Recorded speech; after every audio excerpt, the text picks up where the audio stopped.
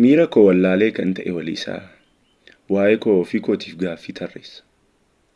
Dhimma koof ofii abbaa dhimmaa ta'ee ofumaas yakkamaa ta'ee qaana'e. Ofii gaafadhee ofumaaf deebisee lubbuu koo kunuunsuutti hunda itti hir'ise. Gammachuu kennaaf jedhee inni ani funaane itti boqotti jedhee inni ani barbaade argane. Garaa ishee ciibsa jedhee innan dura ishee tuule. Dheebuu ishee baasa jedhee dhangaa ani bulbule. Tasallee ta'uu dide. Haafa funaaneen gubatee na jalaa bade. Gaaddisa jedheeni gaaddisa qoree deemsa koo dhaabee gara isaatti gore. Dheebuu koon baadha jedheen argannaan akkan arge unadhe. Yeroodhaaf natti fakkaate waanan boqodhe. Edaa summiidha inni ani abbuuqqadhe.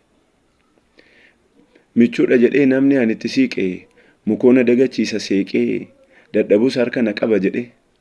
Namni ani abdadhe waliin tarkaanfachuuf miilla koo ol kaafadhe karaan gahee na duraa maqe. Akka dhadhaa abidda buutee takkumaan na jalaa baqe.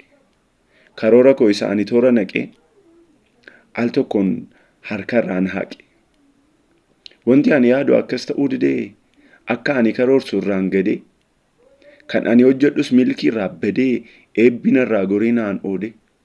Fiixaan ba'umsi toora koorraa boqonnaanis tasa jiruu kiyyarra hin jiru maqeera. Garuu ani hin teenye lubbuu koo gammachiisuuf albaadhessa hin taane waan gaarii dhuman hawwaa hamaa ofirratti hin yaanne guddaa jedhee kaan xiqqaas hin tuffanne lubbuu koo gammachiisuuf haalallee hin laallanne waan hin danda'u hunda godheera humna koos hin qusanne. Tolaa ofii fawweera miidhagaa jaaladheera. Garuu amman gaarii hawwee hunda didee yaadda agaraan kiyya hin gadda. Dheebuun koo itti caalee lubbuun na roora. Hamman argadhu hunda jiruun koo duwwaa ta'a. Garuu waanan fedhe argadheera hawwiin koos guuteera. Harka duwwaa ba'ee gala abbaa maccaa ta'eera. Eebbi na nafni kan ormaayyuu galfadheera. Isa nawwee hangafummaas hundumaa fudhadheera. Garuu garaan koo hin boqonne. Walitti qabadhee itti haaraan galfanne. Nagaa jedhees tasallee hin hirkanne.